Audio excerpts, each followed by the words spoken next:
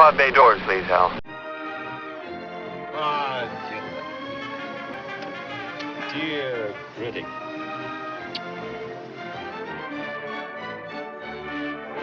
I'm a playwright. I write unproduced plays. What is your annual income in round figures? In round figures, 0. Is George still given to smashing things? Well, we have to tell him the truth, regardless of what happens to the furniture. Do you love him? Oh, Max. People should never ask that question on their wedding night. It's either too late or too early. Undesirable attentions to Miss Jill DeFerro. Immorality may be fun, but it isn't fun enough to take the place of 100% virtue and 3 square meals a day. Les pieds de cochon sont merveilleux. Monsieur Contis a déménagé. Mrs. Plunkett is engaged in playing 20 questions. Animal, vegetable, or mineral? Animal. Busy? Tremendous. No sex. Mm-mm. It's a gentleman's agreement. May be a bit difficult in the beginning. But it can be worked out. Oh, it'll be grand. Save lots of time.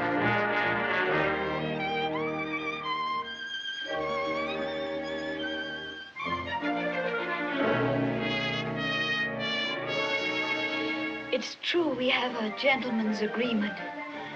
But unfortunately, I am no gentleman. Eagle bar. Eagle bar.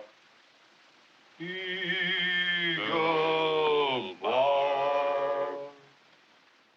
The pod bay doors are open. Welcome once again. I'm your host, Jerry Dean Roberts of ArmchairCinema.com and also ArmchairOscars.com.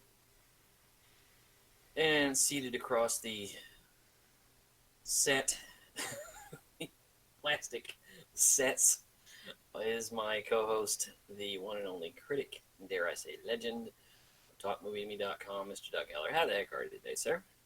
Immorality may be fun, but it isn't fun enough to take the place of 100% virtue and 3 square meals a day. That is a great line from our movie today. We're talking about Design for Living by Ernst Lubitsch. We're going back into Lubitsch. We love Ernst Lubitsch. He's just so great. Yeah. We return. This is our second swing. After To Be or Not to Be. Yeah. He was such and it's ironic that we're coming off of Star Wars, which was written by a man who can't write dialogue. And if you go back, we talked about Star Wars last month, but we're talking about Design for Living, which was a decade before To Be or Not to Be. Yeah, 9 years. And this is a very progressive film for 1933. We're by the way, we're in the middle of Pride Month. We've already talked about 2 films. We talked about The Boys in the Band, and then we talked about You Two Mama Tombian last week. So this week we're moving into a film that really deals with polygamy in a very fun way. I would call it less polygamy and more polyamory. Polyamory, yeah. Because they don't actually get married, although she does. She gets it. I'm sure they got it annulled and separated. Yeah. So, but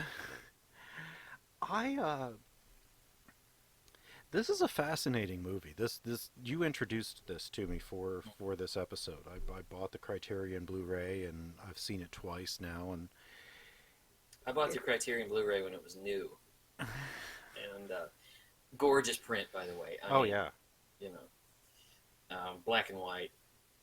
The transfer on a remastered black and white film is just unbelievable. Cause I love black and white. Me too. Say. There's a dreamlike quality to it that I love. Yeah, and I think now this was based on a Noel Coward play that was actually that was pretty new in 1933. Loosely based. Yeah, very. Okay. Only Ernst Lubitsch could look at your play and say, I think I want to make a movie about this.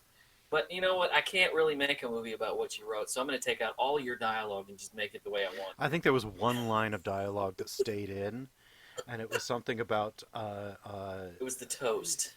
No, it was something about more middle class moral values or something like To that. our immortal souls. And to our immortal souls. That's the only thing left from the play. Right. Not only was that Lubitsch doing that, but it was Hecht. Ben Hecht was the Brilliant. screenwriter, co-screenwriter. I don't know if Lubitsch got credit on the screenplay for this, but Lubitsch said in order to faithfully adapt something, you have to take it apart, rip it up, and pretend like it didn't exist initially. Well, you have to make it functional for film. Right, right. Otherwise, you're just filming a play. Right. It's kind of like what Friedkin did with the Boys in the Band. Right. He made it cinematic. Right. But this one, he adds so much in the beginning when they meet and when they're struggling artists and when they finally get famous. The play apparently starts when they're already famous and Tom is in London and you don't meet him until like the second act. Like they're talking about people that aren't there that have made it, but you don't know what their struggle was. So he put that was probably a good third of the movie. Right. Which is really impressive. Well, and they come to, from the opening scene, and you meet... The first time we see the two of them, Tom and George are played by Friedrich March and Gary Cooper. Who could have gone on to make a dozen or so films together. Oh, God. I lament, every time I see Gary Cooper in a comedy, I lament that he didn't do them more. Yeah, because every time you see him, you see Sergeant York, you see Lou Gehrig, you see him in High Noon, as the marshal. It's just, you see the more rugged side, because he was a good-looking guy. Yeah, but when he does comedies like this, and there's one... Ball of Fire. Oh, okay, so there's Ball of Fire. There's a Western that he did with, I want to say, Walter Houston? Played Judge Roy Bean, and it ended up being a comedy, and it was fantastic. Yeah, I know what you're talking about. That movie started off as a hard Western, and then it just... Right, and then it just... writing it, yeah. Yeah. They just realized... We cannot possibly take this seriously. And it's such a fun movie. I wish I could remember the name of it. I'll look it up. Talk about tell the folks what this is about, because this is not a well-known movie nowadays. This is a movie about a woman named Gilda, played by Marion Hopkins, who I wish more people knew. Yeah, me too. She meets these two guys, Tom and George, played by Friedrich March and Gary Cooper, on a train. And she falls in love with them. Mm-hmm. And let's just say that for a little emphasis. She falls in love with them. Not him. No, they're not. No, obviously they're not in love with each other. But she's in love with both of them. She's in love with both of them. I would contest that by the end, but we'll get there. Deciding she struggles a great deal with how she feels about both of them, because she loves them both equally and for different reasons.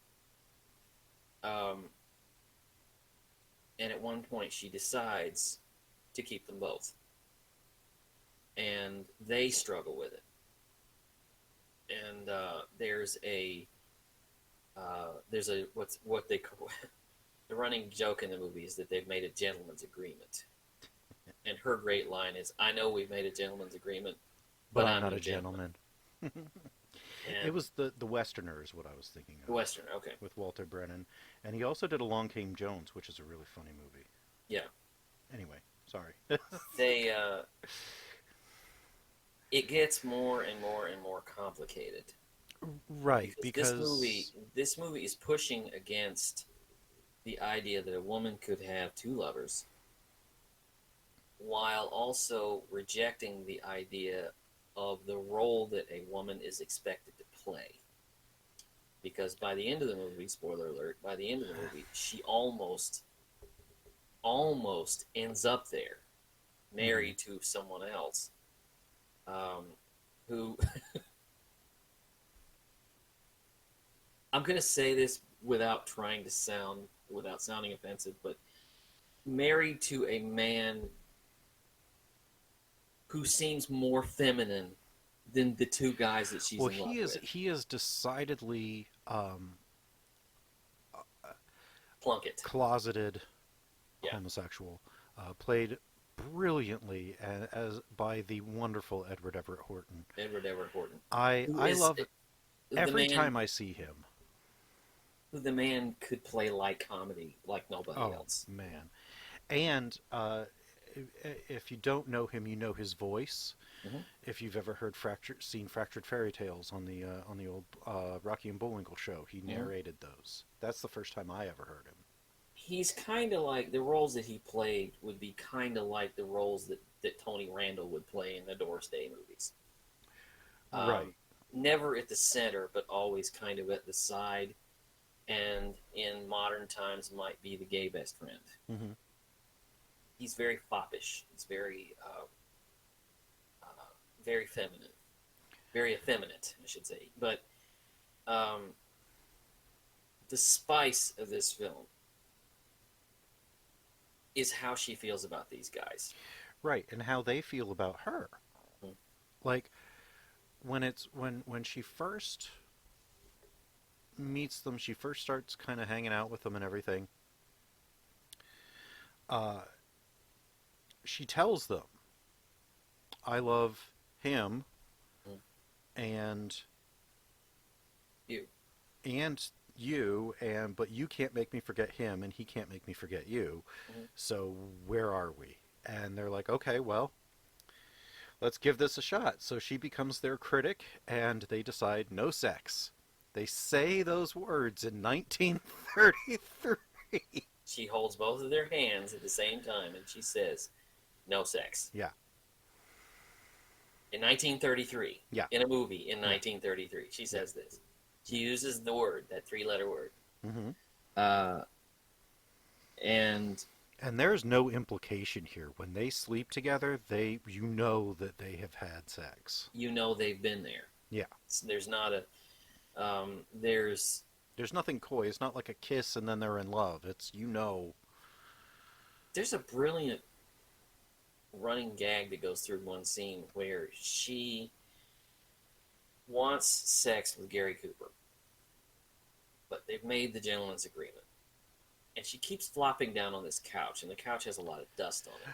That is one of the best touches in this thing, when she flops down and the dust or dirt flops up. You see what kind of conditions they're living in. But it almost looks like steam. Right. But I thought it would be funny if in my head when she does that, I imagined one of them turning to the other and going, "Why didn't you dust the bed?" Because they were trying to clean up and they were putting stuff under chairs and everything. She and we're never. I'm going to say this. This movie, I had no idea when the first time I saw this. I saw this a few years ago. The first time I saw this, I had no idea where this movie was going. Yeah. Well, there's no way to know because it keeps changing. And it's fantastically atypical of anything that you would hope to expect from a movie of this time. Yeah, because you're looking at basically a drawing room comedy, which, by the way, and I told you this earlier, this is a 1930s comedy, so obviously it takes place in White World, which means... Oh, it's very White World. Everybody is dressed. The guys... I mean, White World is the only place where you come to breakfast in a tuxedo. I mean... Well, that's because that's the only suit of clothes he had, but... Every room is decorated within an inch of its life. Right. No, this is absolutely Alabaster Island here. And White World is the only place where someone can go to his party guests and say, "Come in the drawing room. come in the living room. We're going to play 20 questions, and the guests all go, "Woo!" Yeah, they're all very happy about that. And everybody gets up and goes. Right. Well, radio hadn't quite hit its swing yet, and the television in the U.S. was still 6 years out, and But charades, maybe, something else. But 20 questions? 20 questions. And the worst part of the 20 questions is that everybody who wants to play gets huddled into a room. 87 people figure out what the thing is going to be, and then poor Gilda has to go in and guess. And just the worst, I hate every time I see like something like this. Is it animal, mineral, or animal, vegetable, or mineral? Like those are the only three things that it could that are in existence. Oh, it can't be a place or a can't be an idea, a thing, or it's nope. Can't be a person, place, or thing. Yeah, no proper nouns here. Yeah, I don't. It's very typical of the kind of film at that time. Yeah, this was the beginning of the Depression, and people wanted to kind of escape. Go into a movie that took them away from their troubles. I mean, that's the rather funniest... see something like this than Grapes of Wrath. I mean, I always thought that was really interesting of the time period, because back then in the Depression, nobody had any money, and all they wanted to do was watch movies about rich people with money and how they lived. Now, with the really the Depression, but they called it the Great Recession from 2008. There wasn't anything like that. They didn't go into the rich person comedy again. It's people don't want to be reminded of what they don't have now. Yeah.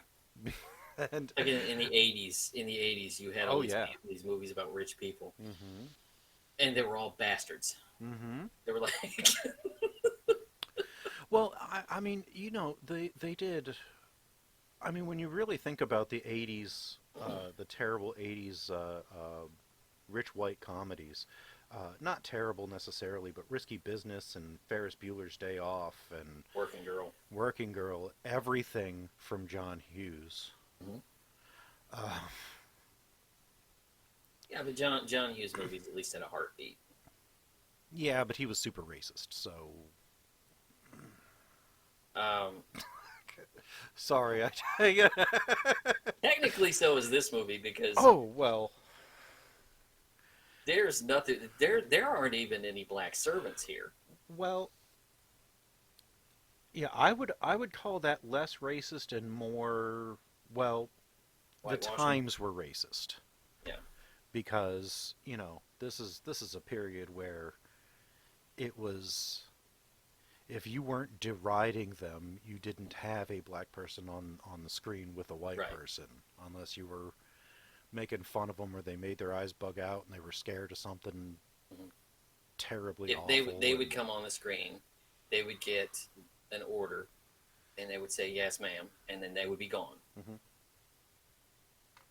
They didn't have a life. They don't have this here. If you think about this, we're coming off of we're just now emerging from a time when gay people were portrayed the same way. Oh yeah. You had for a long time they were victims who died at the end of the movie, and then they were villains who died. Or they were just comic relief that you weren't in any way, shape, or form supposed to take seriously, or like a real person. And now we're kind of finally, it's 2019, we're finally coming out of that stereotype. There's finally... Slowly but surely. Slowly but surely. In the way Hollywood works, it goes...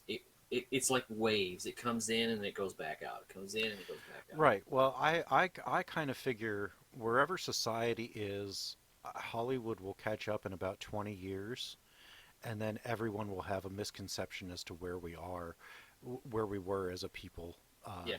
now, because that's the same thing that happened in the 50s. The 50s movies are not indicative of life in the 50s. No.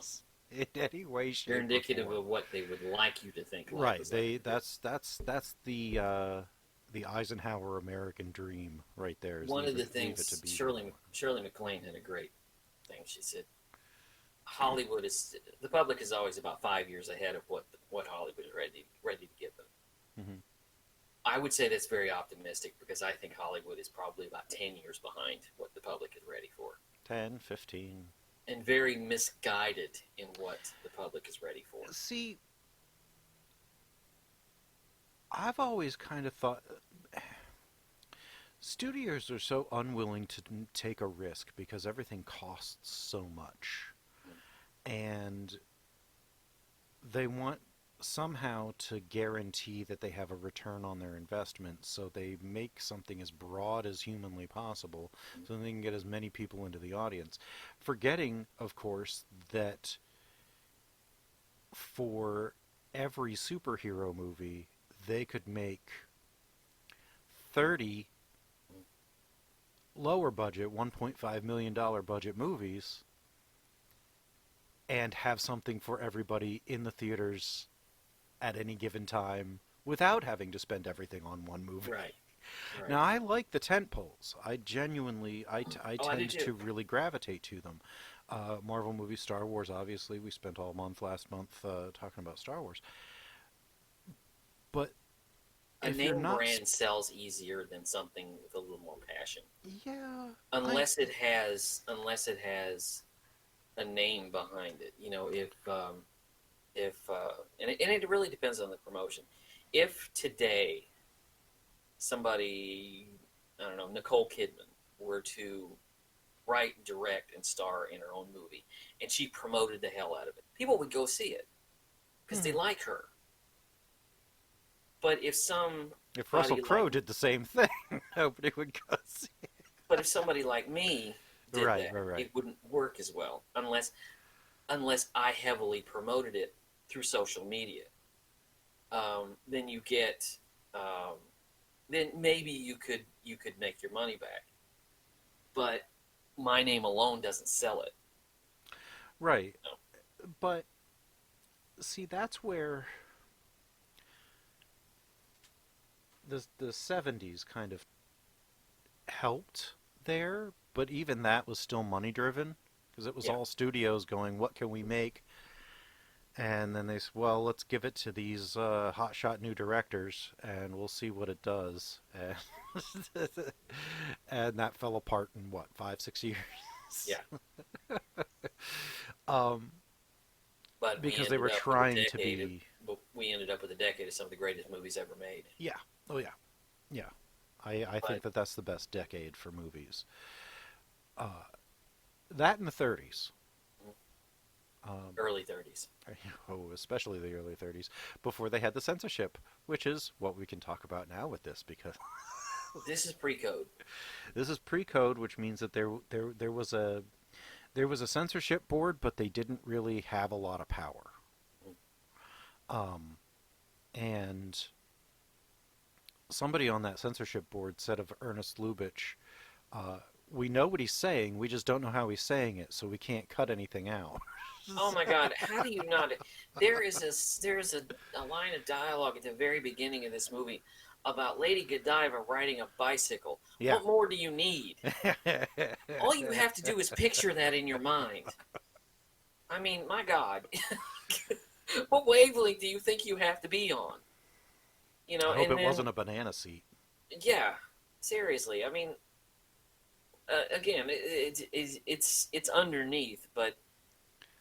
The guys that were running the code, they were not rocket scientists. No. They were not, they weren't. You had to pierce through a lot of Lubitsch's dialogue. Right, because but a lot of it you didn't. If you wanted to cut out Lady Godiva on a bicycle, you'd have to cut most of that scene because she's Right. criticizing an artwork, and that sets up their whole relationship. How I'll tell you it's no good, and if it stinks, I'll tell you it's wretched, and if it's good, I'll tell Take a you baseball bat to it. yeah, I'll take a baseball bat to it. I'll tell you it's even worse until you get something even better. So She makes them better artists. oh yeah, There's a scene where I forget which one. The playwright Tom. played by Frederick March. She makes his play successful Right. by going to that producer. Right. She just walks into this. Have you heard of the playwright Tom whatever? No, I haven't. You never read this play? No. Well, here it is. Goodnight Bassinger, Yeah. whatever. He's been working on this play, and then she just kind of walks in, and all of a sudden, and I love how it's transitions because the opening night, they don't have a sign out front of the theater. It's on the side of a bus that pulls Yeah. up. That's a really neat touch. Yeah. And but she's not. But she knows that she wants him to be successful, but she also wants him to be better. Mm-hmm. One thing I love is, and this got a laugh from me. Plunkett, the Edward Everett Horton character, he has that line. I forget the line. It's like 100% morality. It's the one that I quoted. The one you quoted at the beginning. He says that, and then all of a sudden Tom puts it into the play. Well, on opening night, they're all sitting in the audience. They cut to Plunkett, and the person on stage says the line. And he starts laughing, and then he gets this weird look in his face, like, "Wait a minute, I've heard that before." You count backwards from 5. Yeah. And then all of a sudden it clicks. Yeah. One of my favorite interactions was with he and Tom after that play, or in the intermission, when Tom's trying to get information and just to see what's going on with Gilda and George. But all Plunkett can say is that now he's friends with George. They painted the portrait. Everything is just about him. Mm-hmm. And there was some marketing thing that the French are all billboard crazy, and he won't tell him because he's not asking a specific question. Right. And Plunkett is so wrapped up with himself, Mm-hmm. he doesn't understand that that news is not the news he was looking for. Right. This was not the information he was looking for. Yeah. The funny thing about this, and I noticed this with To Be or Not to Be, there's a veneer of comedy that is laying on top of a very serious drama. This could have been... This could have been an overbearing drama. I'm really glad that it's a comedy. It's like... it's the difference between Doctor Strangelove and Failsafe. Yeah. It's like one of them is infinitely watchable and one of them is watchable. Yeah.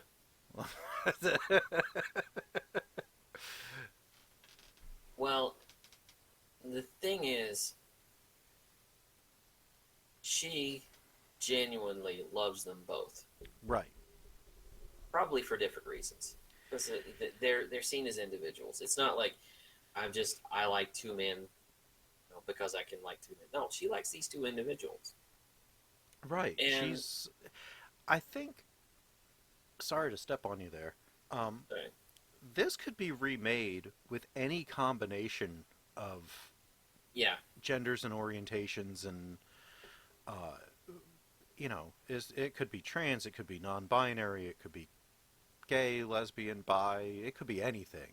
But I think it complicates or challenges what's going on a little easier because it's two straight men in love with the same woman. If it were a true love triangle in that they loved each other and her, I think it would have been a little easier within the three of them. But the complication is that you've got to get through the fact that she does love you, but she also loves this guy too. Yeah, And it's the earliest introduction of polyamory in right, right. in cinema.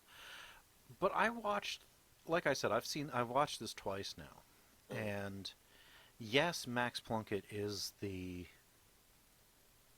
supposed to be the gay character, Right. but I guess the play did a lot more with this Mhm. because Coward was gay, Yeah. and homosexuality was still illegal in England at the time. So there was more in the play that suggested that the two men also had a relationship. Mhm. A lot of that's pulled out of the movie, but I still see room for it. I still see room for it, and I still see suggestions of it. Yeah. If you look at them, because the first time we see them, they're in a train berth, and they're Sleeping sitting together. they're sitting next to each other, and they're both asleep. And so that's there. Yeah. It's under the surface. It's never said. No, no, no. Um, I also think it's really interesting at the end when she is marrying Max. Mm. She's they've all fallen out because she slept with each of them individually at different times. And She broke the agreement. right, she broke the agreement. They all broke the agreement, Mm. and they felt betrayed. Then they get back together. George and Tom get back together and start hanging out and going to places, and they are the best of friends again. And they decide that they can live with this. I think they came to a, Mutual agreement. well, we can call it that. Yeah. I think that they got, because they were traveling in different places, a little bit more freedom to explore themselves, and then they thought that, well, we both love her, she loves us. If we love each other too, let's go for it. Yeah. And The I last see scene in it. this movie does not give you. The last scene in this movie is not candy coating it at all. no, She kisses both of them. both of them on the mouth, square up, and they're And- fine with it. That's the thing. Yeah. Yeah. They this movie it's interesting. The films that we've talked about this month, we've still got one more to go next week, but these movies function beautifully for an audience like us because they challenge our notions of what a relationship is. And it challenges what we think of when we're thinking of films of this time period. The movie very boldly does that with the Yeah. development that happens later, which we'll talk about in a second. I was thinking about this. It's like, if you're one of these two guys, presuming that both of them are straight,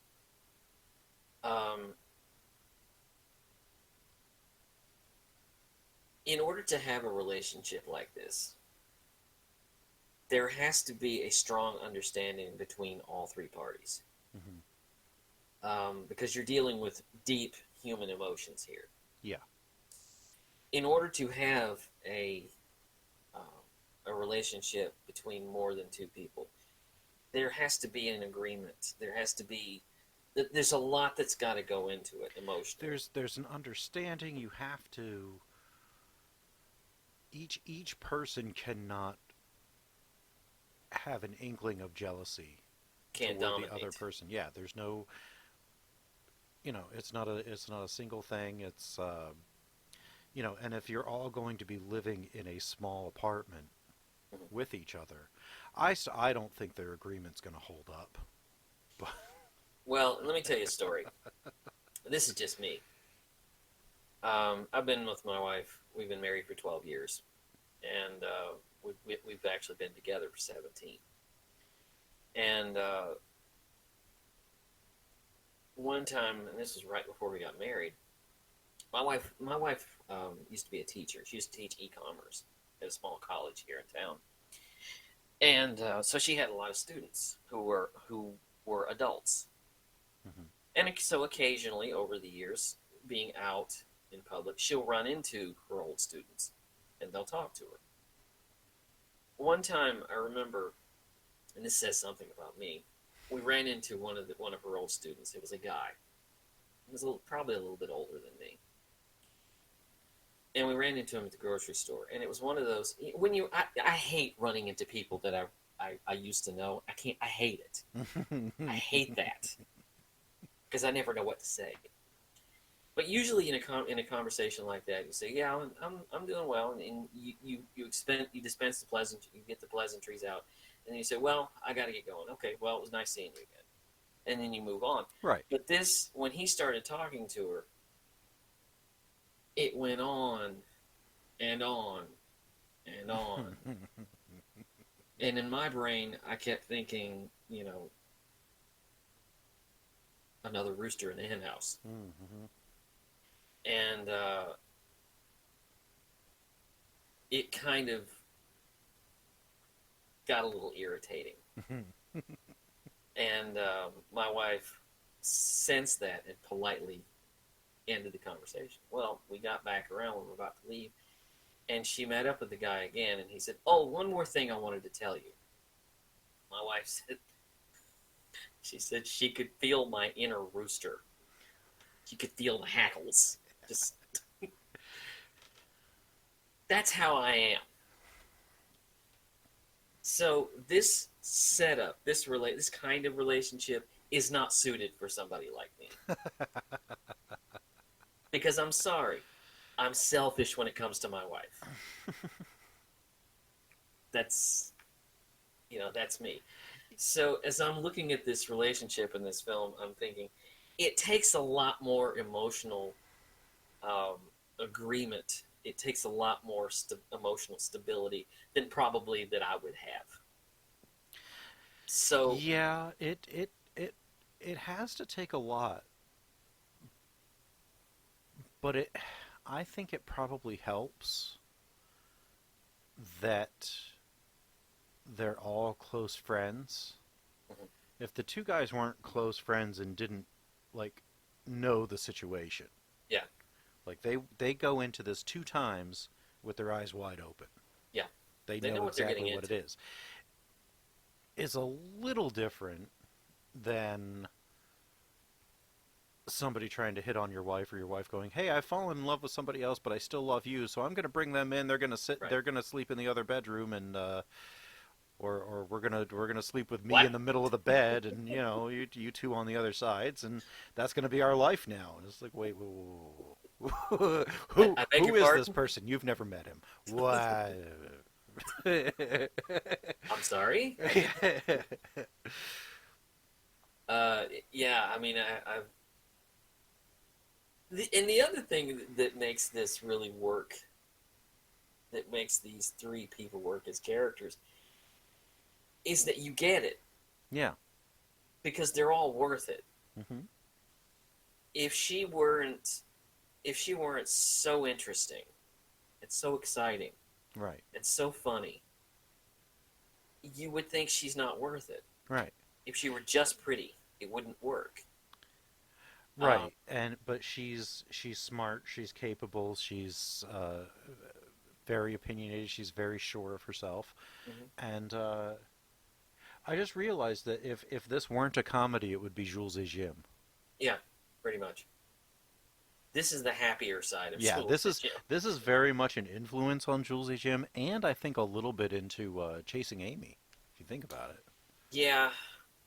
Chasing Amy is more the modern. Chasing Amy is what would happen if Kevin Smith wrote this. Yeah.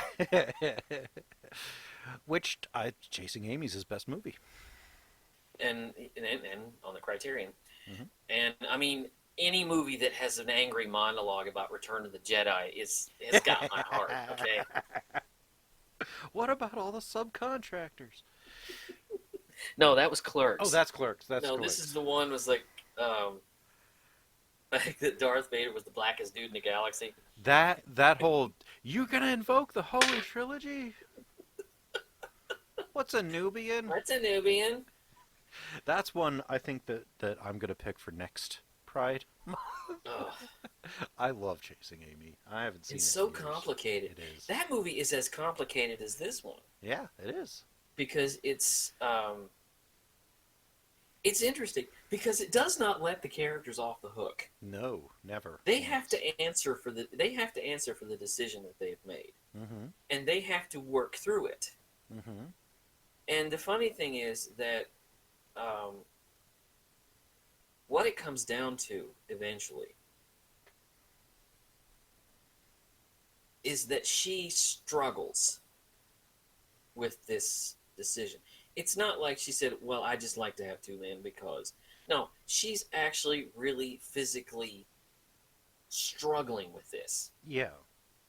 I don't know if it's because she's trying to decide between them or if it's because she feels that this may be wrong. I don't know, but what's going on in her mind and in her body language is that she can't conceive of the idea of getting rid of either one of them. Right, and it's really, I think it's pretty interesting. The the emotional level is Yeah. kind of where you wanted Julio and Tenoch to be in Y Tu Mama También. Right. Like but they were too young, and And her body language.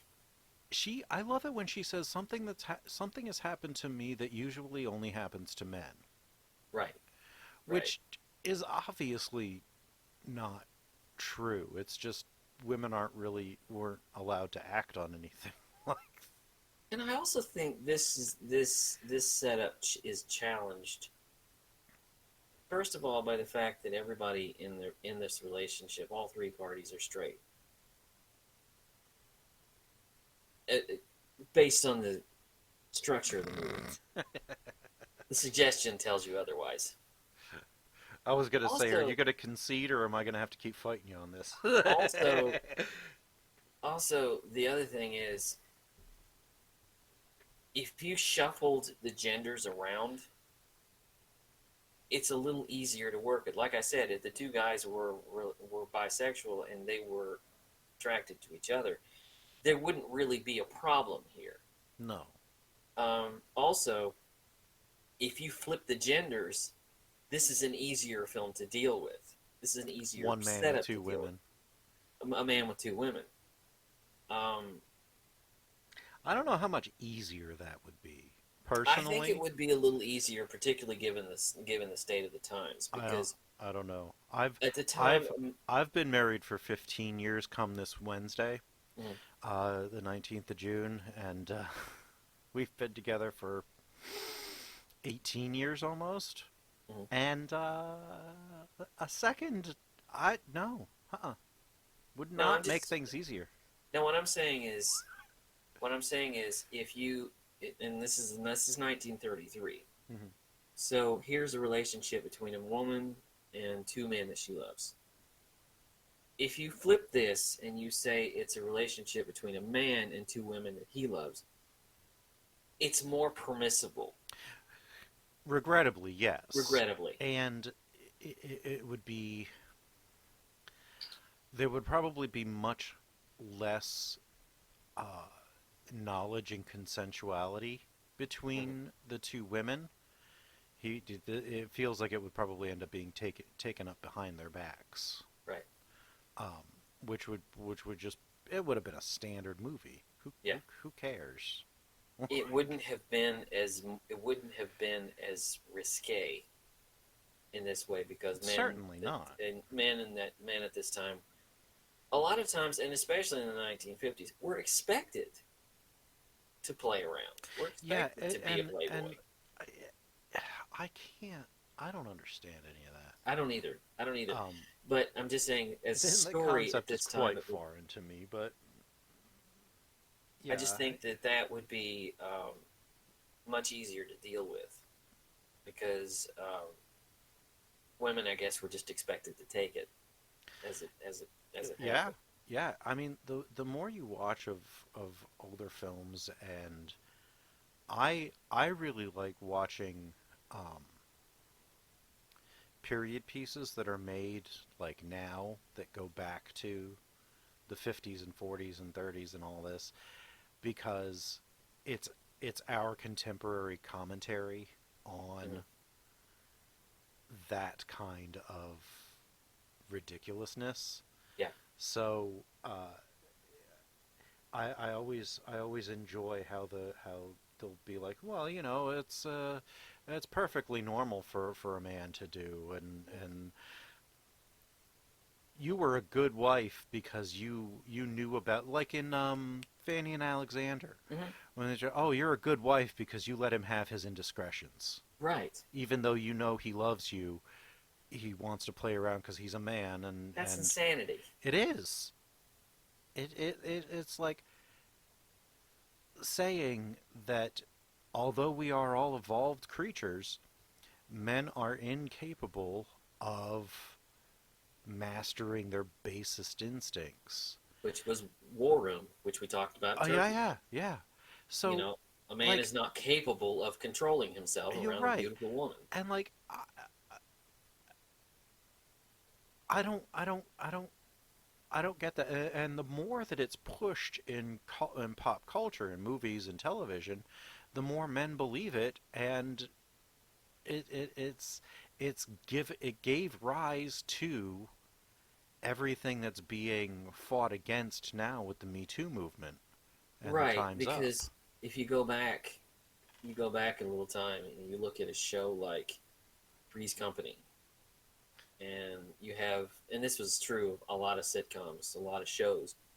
Um, you had the next door neighbor who was the Lothario, Mhm.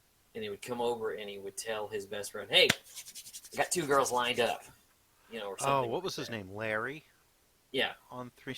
I got these Swedish girls lined up. Yeah, you yeah, know. yeah, yeah. And Stewardesses. yeah, stewardesses or something like that. And it was in every cop show, the guy was basically James Bond, Yeah. sleeping around. That mode was permissible for men, but not permissible for women. Oh no, no. You I couldn't do always that. here's the thing that I always thought was really really stupid about the double standard, which is stupid up one side and down the other, but the concept behind it, that they say, okay, well, men are supposed to sow their wild oats and they can sleep with as many women as they want to, but a woman has to be a virgin before when she's married. Well, who are they sleeping with? If the women are supposed to be virgins. Yeah, where's all this? That really limits your like, if you fall in love with somebody and sleep with them, then they're like, oh well, we can't get married. I have to marry somebody else because Yeah, that's the ridiculous. idiotic concept of virginity and purity and nonsense. Yeah, like I say, again, if you flip it around, in the story, the texture of the film is a little different. It's nowhere near as interesting. Regrettably.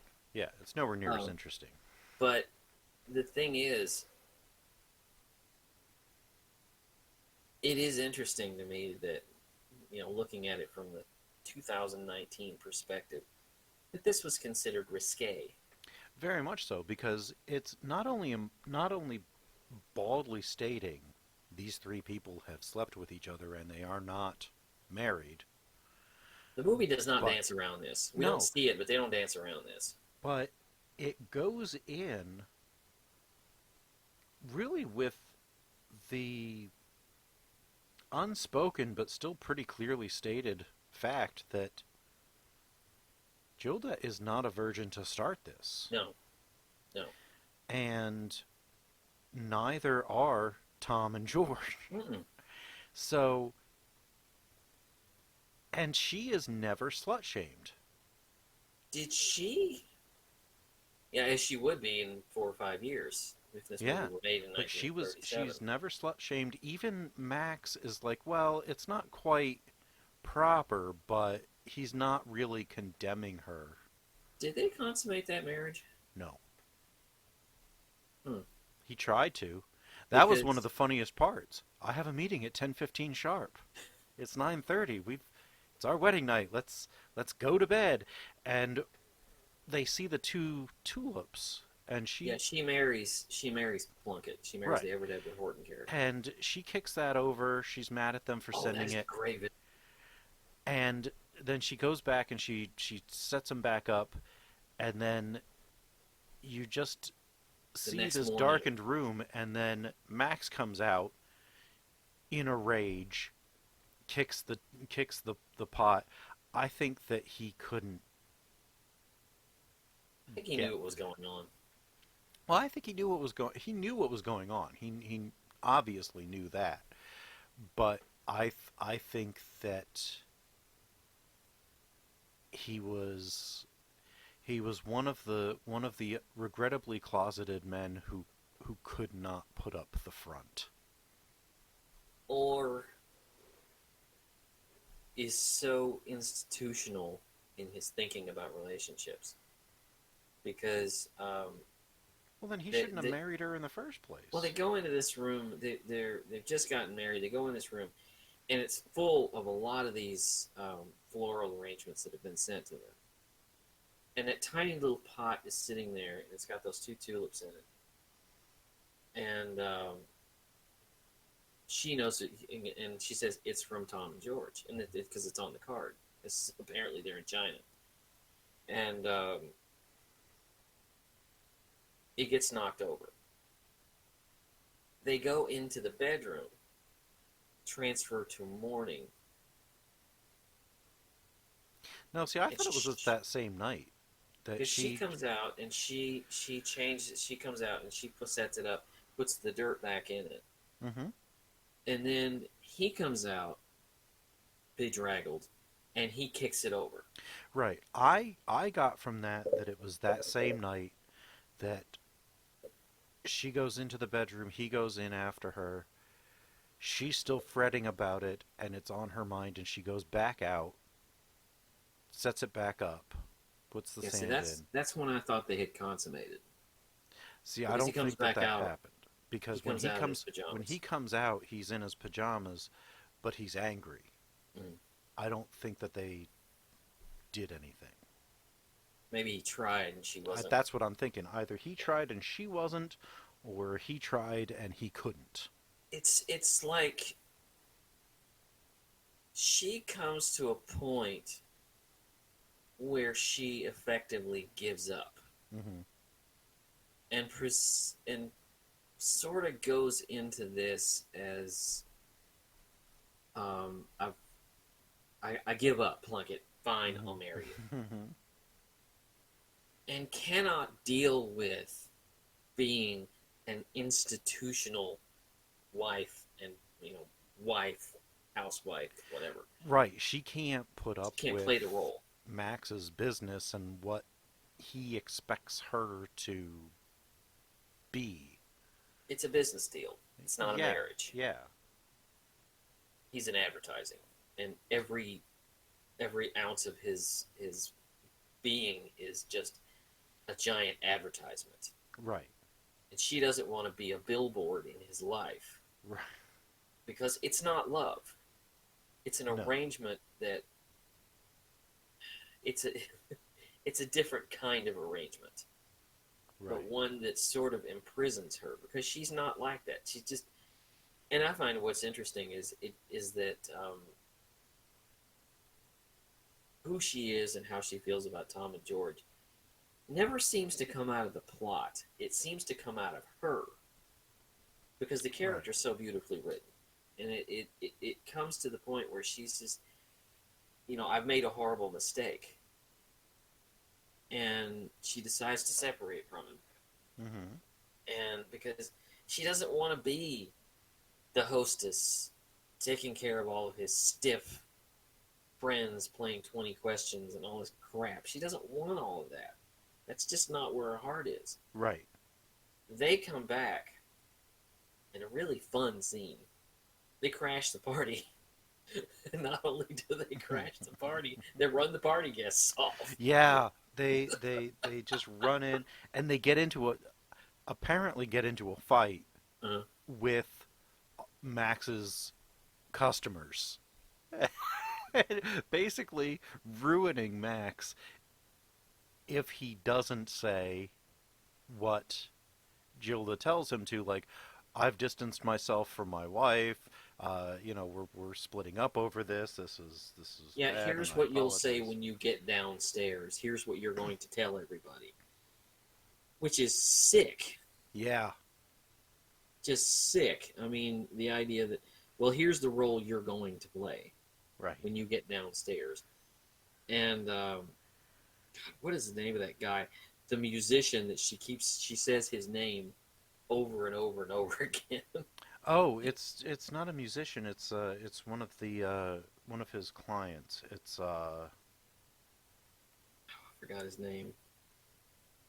Mr. Eaglebauer. Eaglebauer. But Mr. Eaglebauer, they say Eaglebauer like 40 Yeah. times in And I don't even think we 15 see minutes. Eaglebauer. You never do. But the whole thing ends with her telling Plunkett, I want a separation. And she leaves with them. They're sitting in the car. She's sitting in the car with these two guys. And they make the arrangement. Yeah, they said we're going to go back to how we were. We're going to go back to that terrible little filthy garret, and they're going to cast off the yokes of success, and I guess just be successful, but like still make all this money, but still live in this terrible little rundown apartment. And then they say, but there's one thing that we have to agree on, and the two guys are like, we know. That's why I'm like, yeah, this isn't gonna. Yeah. The agreement isn't gonna last. Yeah. They're just gonna have to figure out how to share. You know that not long after that, she's sleeping with both of them either individually or simultaneously. Yeah. Like this isn't gonna end up being a nice little chaste, fun friendship. And according to the way this movie ends, it's going to be perfectly fine. And because it is a different concept for a design for living. Mm-hmm. It's not man, woman, child. Man goes out and works, woman stays home and knows her place. It's not like that. That's not who these people are. Here's the one thing that bothered me. When they decided to live together, and she was going to be their muse and their critic and their taskmaster. She's an interior decorator, and she says, "This is my work now. I'll be a mother of the arts. My work doesn't matter." Yeah, and that hurts a bit. Yeah. Just because that is the single most typical of the time dialogue in this entire movie. I'm giving up what I'm doing because of you. Right. I'm going to sacrifice my dreams for men. I get that. That's probably the only dated notion. This is like I say, this is a very progressive film. I wish people would, especially now with the way things are now. I wish people would discover this film. Right. They they tried to re-release it in '34, and the code had gone into full swing, and they're like, "Yeah, this isn't going to be re-released," and then it kind of died. Like people forgot about it. It became hard to get a hold of. And until the gay rights revolution after Stonewall is when it really when people started to notice it, and film scholars started to study it. Because it is such an enigma of the time. And because it's Lubitsch.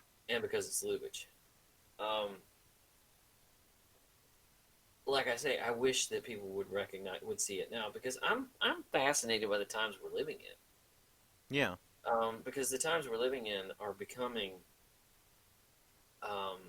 we're trying to break down the race, trying to break down the racial and sexual divides that keep people oppressed and in place. And it's an interesting time now. but it's also interesting to look back. What I'm fascinated by, now this is something I wanted to talk about. I didn't haven't had a chance to talk about this. I wanted to bring this up in the boys in the band. I'm fascinated by the people who resist this. I'm left wing. I'm progressive. I believe that everybody should have representation. I believe that there are a lot of people who don't. Mm-hmm. Which I can't wrap my head around. I can't wrap my head around it either. We both grew up smack dab in the middle of it, though. Right. But I'm fascinated by the resistance to this, because you have to understand something. I live in Alabama. Yes, you do. So it is, and the thing that fascinates me most is that hard right evangelical Christian anti-gay crowd. Because when they resist gay marriage, or they resist any kind of, accommodation to transgender people or anything like that, their arguments always sound like something out of the 16th century. Yeah. Well, all I know is that when I was growing up, there was a man and there was a woman, and they got married and they had kids, and that's what it should always be. The Bible says that God is going to bring down fire and feces and Legos upon the earth. It says that about the in that one book that you like to read. Yeah. I swear it does. It sounds like something out of the 16th century, out of the Dark Ages or something. Right. It's like this is all I ever knew, so this is all there ever can be. Right. It's like, right. Really? But then when you really stop and think about the world today, not only do you have people like that are just like, this is all I've ever known and this is all I've ever understood, so this is all there ever can be. Need. There are also flat earthers out there. Those people just want attention. I can't Where's the curve? Really? We've been to space. Really? Look at the moon. Those are all doctored images. You see it with your eyes you don't even need the sun is round, the stars are round, the moon is round, the planets are round. Why would we be not round? Because there's life on here, and this is the only place where life is. Shut up!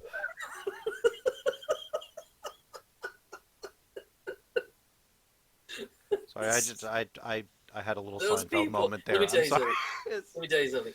This there was a group of people. You don't hear about them anymore. Do you remember the Westboro Baptist Church? Oh, I do.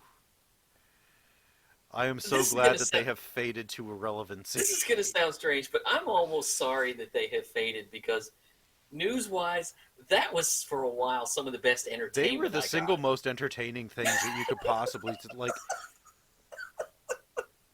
The only thing more entertaining was the people that would join the protests but have different signs. Yeah. And they'd be yelling along, but they would have like some exact opposite on their sign. Like, Westboro Baptist Church, when the Klan tells you to cool off, you've gone too far. You've gone too far.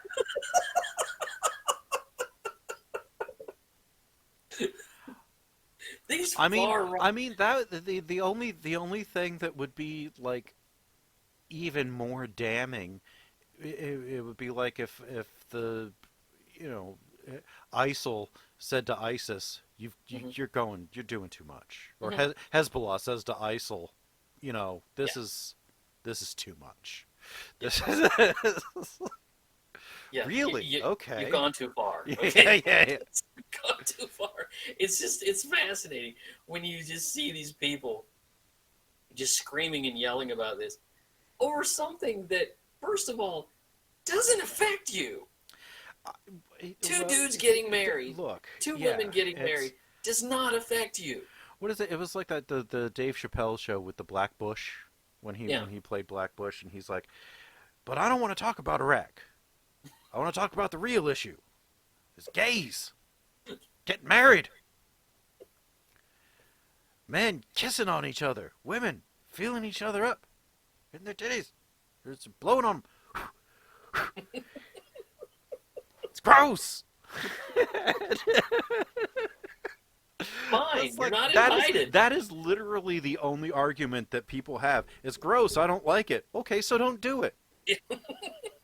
It's not for you. Don't stick your nose in it. If you don't want to be surrounded by man-ass, don't bury your nose in it.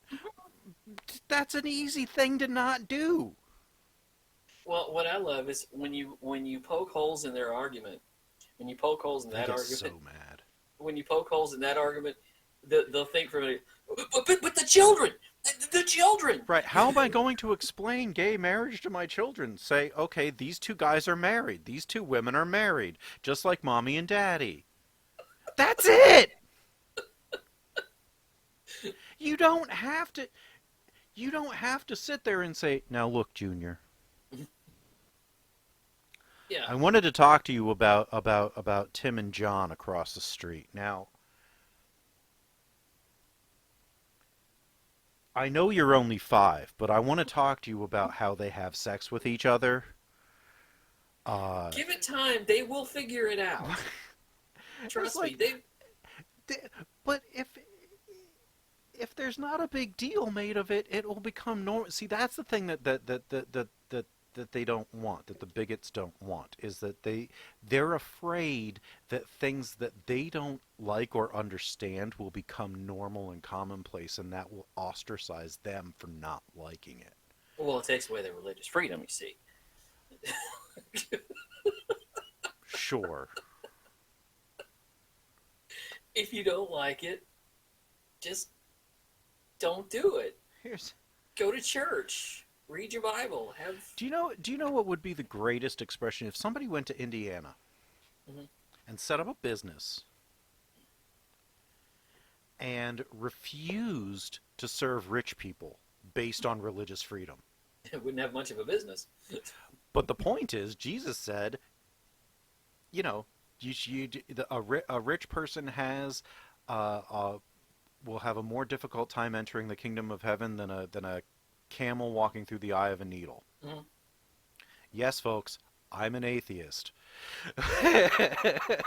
Still, you gotta read what you don't. You gotta understand what you're not following. I'm a non-denominational Christian. I don't believe in organized religion. I believe in it. I know it's there, but I dislike it. But so, like, I think that would be the ultimate irony. It's like, well, why don't you want to serve me? It's like, well, I'm a Christian, and I can't do business with really wealthy people who refuse to follow Christ's teachings. Do you have any idea how many heads would explode? Mm-hmm. Fox News wouldn't even cover the story. But they were perfectly content to cover the one where the bakery didn't want to serve a cake to a gay wedding. But you go down. If you want to pick and choose the Bible, you got to take it all. You can't more cotton poly blends. You can't eat shrimp. Can't eat shrimp. No more cotton poly blends. You gotta ice your son if he's disrespectful to you. Right, and sell your daughter into slavery or prostitution. You gotta marry your rapist. Yeah. You can't just. There's a whole lot in there that so many people just overlook. Don't. Well, read. times have changed. They well, don't. yeah. Yeah. It's like, let's see, when was this written? This was written in about 100 ADE and fully edited together in 400 ADE. Probably found about 400 years after Jesus died. Well, a lot of the Gospels were written around 100 years after. Mm-hmm. But it was the Romans when they decided to become the Holy Catholic Church, the Holy Roman Church. when they started going through saying, okay, let's put this in the Bible, let's not put this in the Bible, let's take this out, let's change this, let's make Mary Magdalene a whore because we can't have women thinking that they're important to religion because then the men will, we need to secure our spots. Mm-hmm. And that's how misogyny got born into the Bible and all sorts of different things that that are really aberrant, and really, if you believe in what is being said there, you wouldn't believe in most of the things that are in. If you believe in the New Testament, you really shouldn't really take the Old Testament for anything, because they're exact opposites. And people get angry, people get upset, people get irritated when you have people who are of color, who are gay, women, anybody who's not a straight white male, saying, I want to be part of the social structure, not an underclass in it. Right. America, there have always been multiple Americas. Mm-hmm. There have always been 6 or 7 Americas. Yeah, there's an America for white men. Melting pot is on many burners. Right. There's an America for rich white men. Mm-hmm. There's not really so much of an America. There's more of an America for women, but not much of one. And if you happen to be a gay black woman, mm-hmm. just the way society is set up is just not good for you. And that is the nicest way I can put that. They're not going to tell you you can't have a job. But they'll make up some reason that they're not going to hire you. Or some reason that they're firing you. I'm looking, I look around and I'm wondering, because I'm optimistic. I do see the society now changing. I do see in the future, because, and this is the most positive thing, is I work in retail, so I work around a lot of young people in their 20s. I'm in my late 40s. And what I hear from them, I hear the changes. I don't hear racist statements. I don't hear sexist statements. I don't hear a lot of jokes about gay people and things like that. Because it's becoming ingrained in their thinking that is not appropriate. Right, and it's becoming part of our culture that there shouldn't be anything astounding or unusual about a woman leader of a country, or a gay leader of a country, or just the fact that there are LGBTQIA plus people in the world, and they are as valid as non-LGBTQIA plus people. And the notion, this is very prescient right now, that a woman might not want or can't afford, or for health reasons cannot keep a baby. Right. And it's your state's on the board for that one. Yeah, our illustrious governor just signed it into law. That's not going to be a law for long. That's not going to be a law for long. I mean, even other states that agree with it are still shaking their heads about it. Well, but except Georgia, who is risking a boycott from pretty much every major film studio, that they're not going to work in Georgia, and Georgia's film department has become massive over the last decade. Really the film community of the Southeast. Right, and if that goes away, a lot of that stuff that comes from Cartoon Network, Adult Swim, a lot of those shows, FX, you'll see, Archer was made in Georgia. And there's, even Avengers Endgame had thanks to the Georgia Film Commission, 'cause they give such a big tax break that companies go there to shoot movies on, for a big tax break. They're not even set in Georgia, but they're going to film somewhere that makes it look like somewhere else or whatever. Right. It's a good location. Yeah, but if that law goes into effect, Disney even said, Disney, Sony, Netflix Disney was the is first. very progressive. Netflix was the first, and then Sony and Disney. Bob Iger said it would be very difficult for us to continue production and things in Georgia if this law goes through. Can you imagine Netflix, the largest streaming company, Sony, a very big film company, and Disney, which owns everything else, not coming to your state to do stuff? Yeah. You're done. You don't You're want done. that. You don't want that. No. Disney has long been very inclusive when it comes to, up to a point. Post-Walt. Post-Walt. I'll say the modern, within the last probably 30 years, has been very inclusive to the LGBTQIA community. They are very good to their employees. But what I find interesting is once a year they have what's called gay days, which they encourage gay couples and their children to come. But they don't sanction it. It's not sanctioned by, they are allowed to put it on, but it's not sanctioned by the park. Right, there's no banners that say. There's no banners there. Well, because they want the other the people who are afraid of LGBTQIA plus people to also be there that the day. church field trips. Right. The old people going to Epcot, the ones just coming to see Goofy. Right. And because that's a business move. Yeah. Because you don't want to alienate half your audience.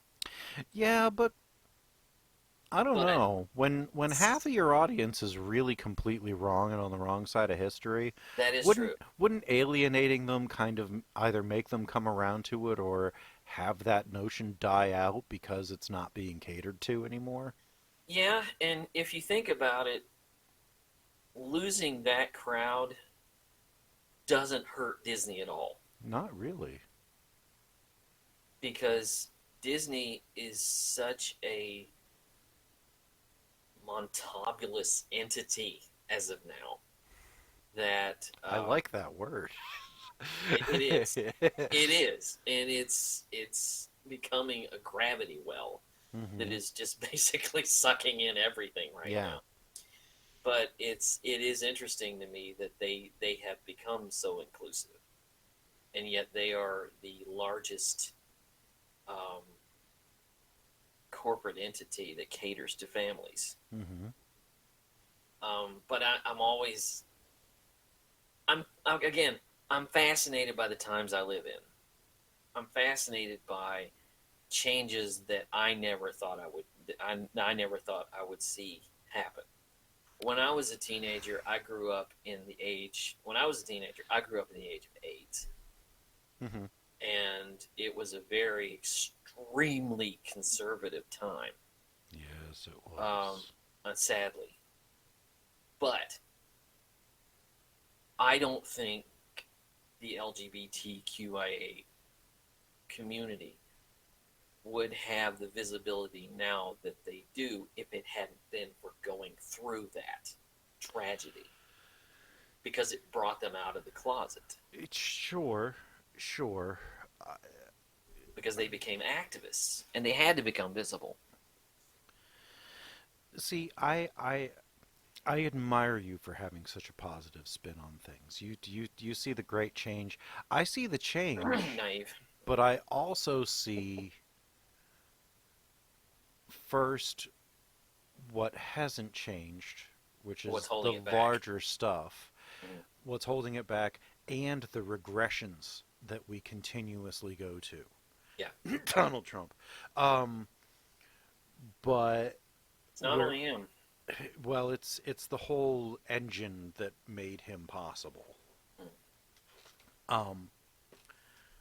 And I see all of that, and I'm like, if there's such, it's really at this point, I think the squeaky wheels getting the grease, and the squeaky wheel are the bigots, and I want to believe that they're fading out, but they are just so loud. They will only fade out when it starts to become more and more inappropriate. When the faction, because trust me, now this is the way I see politicians. This is the way I see even well-meaning politicians. Politicians will always run toward, and will always run toward whatever will keep them, will help them keep their job. Yes. A good example of that, somebody like George Wallace, who was a very liberal circuit court judge in the state of Alabama, and would not, while he was serving as that judge, allow bigotry in his courtroom. But he tried running that platform as governor, and he realized it wouldn't work because the electorate didn't sway that way. So when he became governor, he had to be segregation now, segregation tomorrow, and segregation forever in order to keep his job. And basically, he sold his soul. He did. He is known as, he and David Duke are like the two most famous American racists.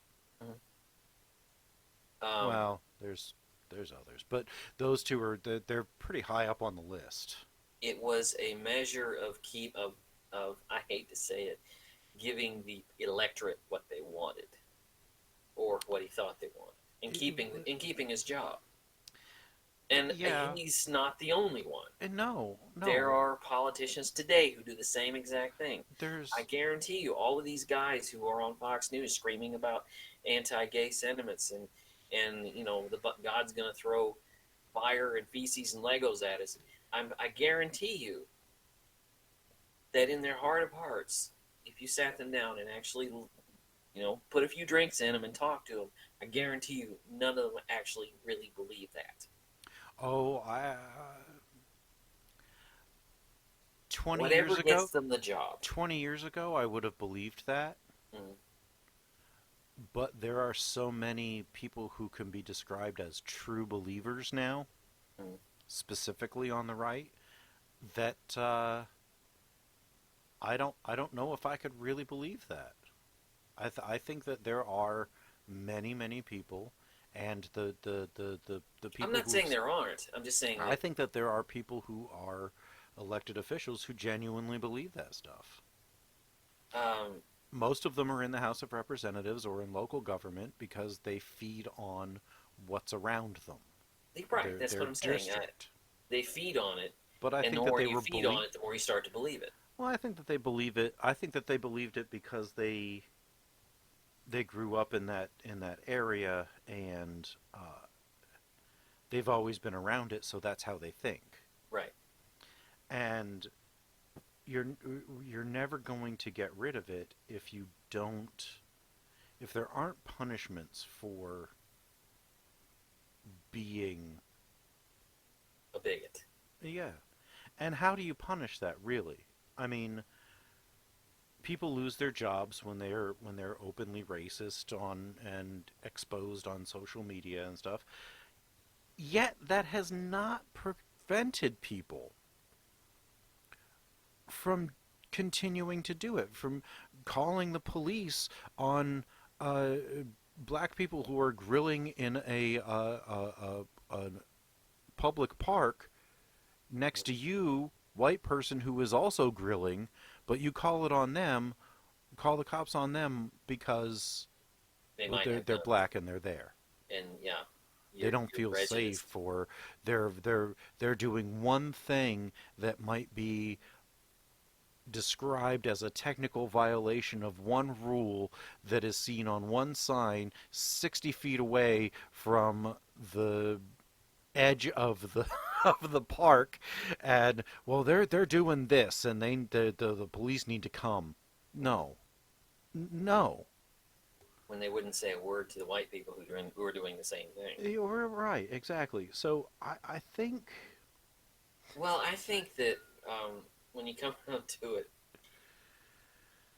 it's a very, very thin line that a lot of these politicians walk, because you want to seem angry about it, but you don't want to seem too angry about it. You want to seem like you're on their side, but you don't want to seem like you're the Westboro Baptist Church. You don't want to. I remember during the last election, there was a guy named Kevin Swanson, who was a minister, and a lot of the Republican candidates were at this function, and he got up and he started screaming this nonsense about don't support these pussy sores where they're carving happy faces in their little pussy sores. And nobody could understand what the hell he was talking about. Basically, he was talking about gay people. Oh. And he was just like, he was screaming nonsense. And even Ted Cruz said, I shouldn't have been there. Boy, if Ted Cruz, the single least liked person in the Senate, was like, this is not a place that I want to be. I don't like this guy. Then it's the same thing when the Ku Klux Klan calls you and says, "Hey, maybe you want to back off." Yeah, maybe you want to back down a little bit. Then you know you're doing the wrong thing. Right. Right. Nobody likes Ted Cruz. I don't even think Ted Cruz likes Ted Cruz. Yeah, and it's always fascinating. Zodiac killer. I'm just gonna say, and this says something about me. I love it when the LGBTQIA community gets a victory. First of all, it's wonderful for progress. But the second time, oh yeah, man, the frothing at the mouth that must happen around you has got to be. I can only imagine that is the single most entertaining thing that you could possibly imagine. It's an inch thick. It really is. It's an inch. It's amazing. Because, like I say, I live in Alabama, so therefore, here I am in the reddest state. Aren't you near Montgomery? No, I'm in Birmingham. You're Birmingham. Yeah. I'm about the midway church. through the state. Yeah. the church. I passed like 19 churches on my way home from work. Right. I'm talking about the Four Little Girls Church. That's in North Birmingham. Still in Birmingham, man. It's still in Birmingham. I don't want this to be construed the wrong way. There are still portions of town that white people don't go to. And it's just you don't go there because. And I'm sure there's more places that black people don't want to go because. Right. Let's just say that there are still parts of the specifically American South that probably would still lynch people. Well, let me put it this way. Mississippi. There's a line. It's probably more Mississippi than it is Alabama, but there's a line of dialogue in The Heat of the Night, the great 1967 movie. Where somebody asked Sidney Poitier, where are you going? And he says, where whitey ain't allowed. Mm-hmm. There's a lot of that. You just don't go there. Well, if you're white, you don't go there. Because it's not your neighborhood. You don't belong there. You don't go there. And I know that sounds terrible, but that's the prevailing attitude. See, and have you ever noticed that whenever somebody says that it's a bad neighborhood, it's usually an ethnic neighborhood? I noticed that. Because segregation is alive and well. It's not legal, but it's alive and well. And here's the thing for me nowadays. If you are a person who is routinely uh, your people who look like you or people who identify as you are consistently put under terrible situations when you're with specific other groups. Right. Would you not want to cloister yourself with people who are more get away from the people who will undoubtedly hurt you? Right. I mean, it's the whole notion of Little Italy in turn of the century New York. They weren't told you have to live here. They said, "Oh, hey, there's an Italian family here. We'll move in next door. Oh, hey, there's two Italian families here. We'll move in next door. Oh, hey." And then it grows into these districts. And there were different districts, different communities. There was Irish people had their own neighborhood.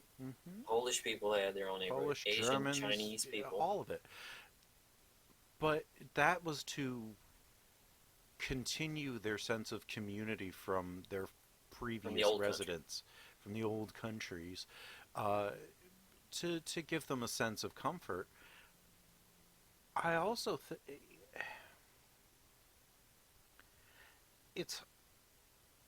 I'm not defending.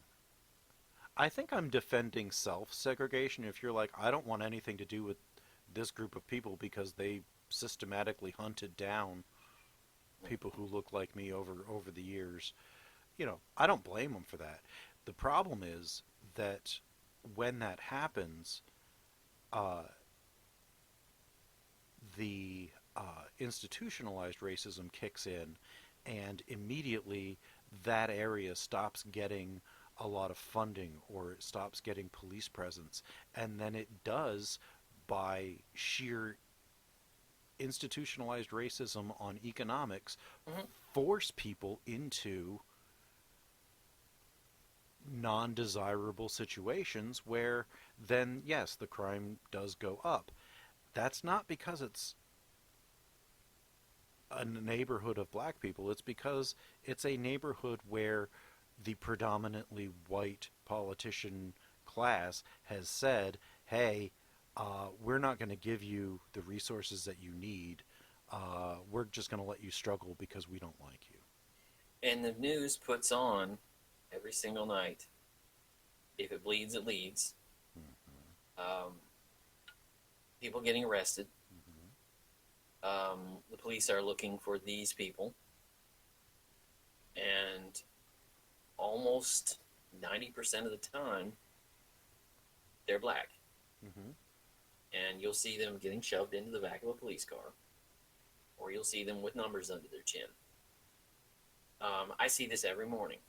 Well, yeah. I mean, when you think about the fact that, what is it, non-white people in America make up something like 37% of the population, but 80 to 90% of the prison population.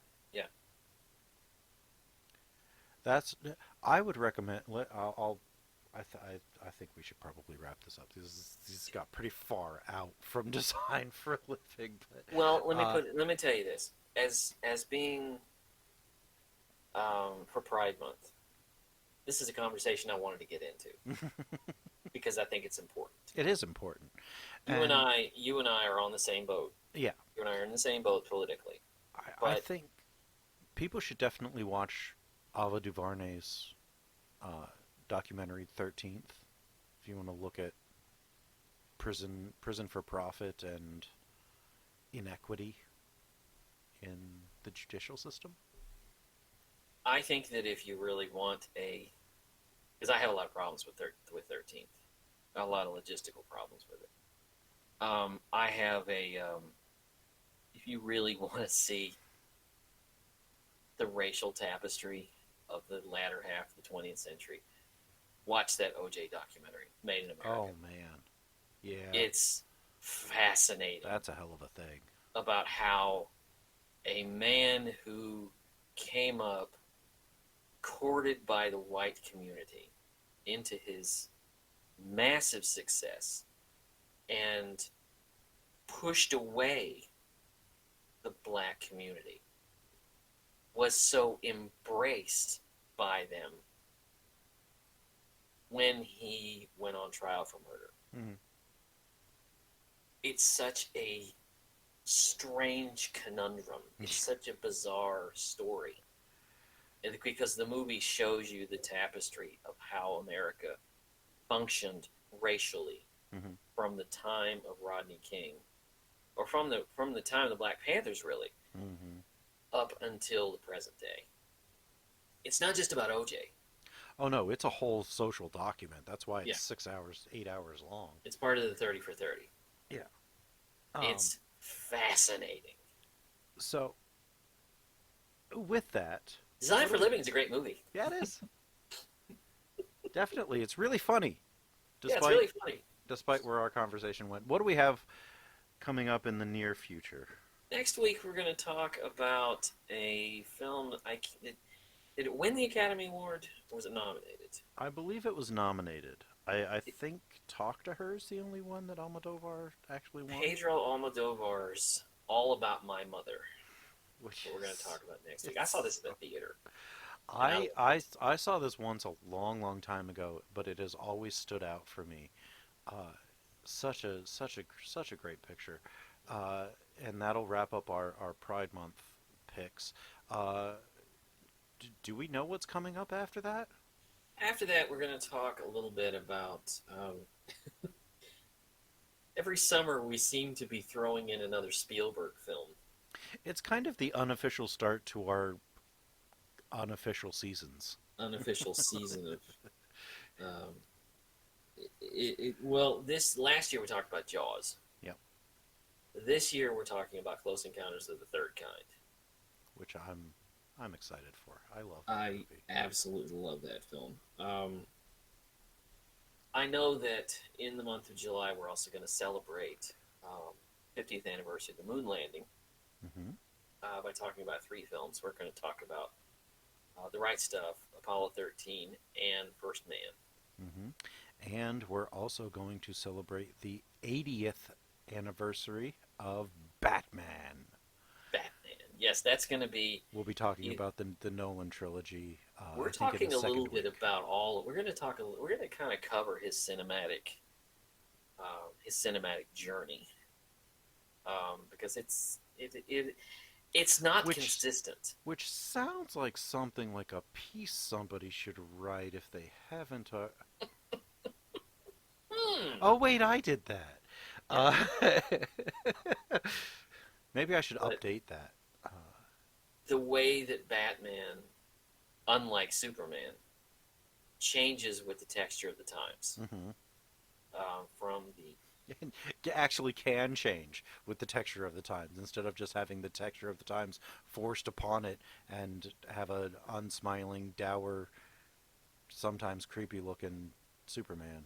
From the rather racist days of the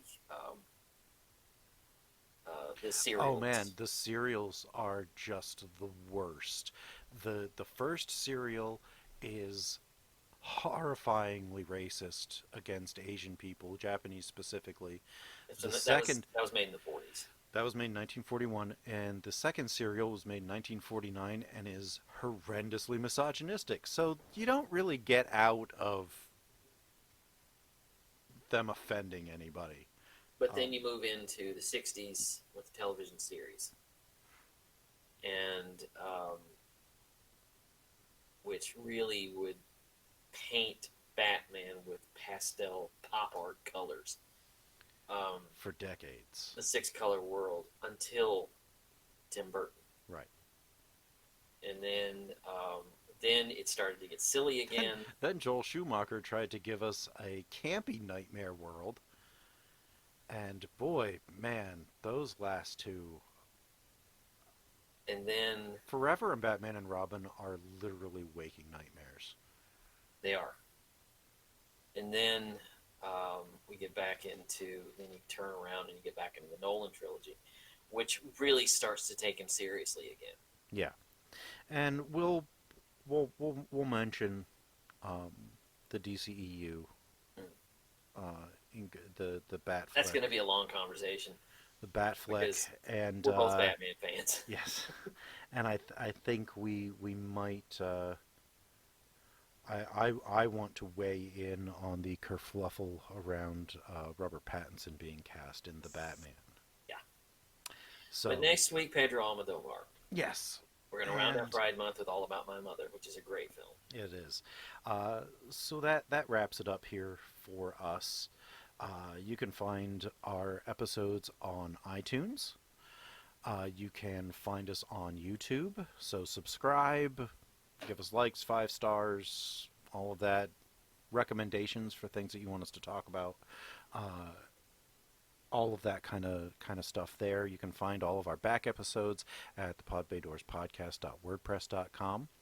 You can throw a tip into our virtual tip jar on Patreon at pod_bay, and also follow our Twitter handle, which is also at pod_bay.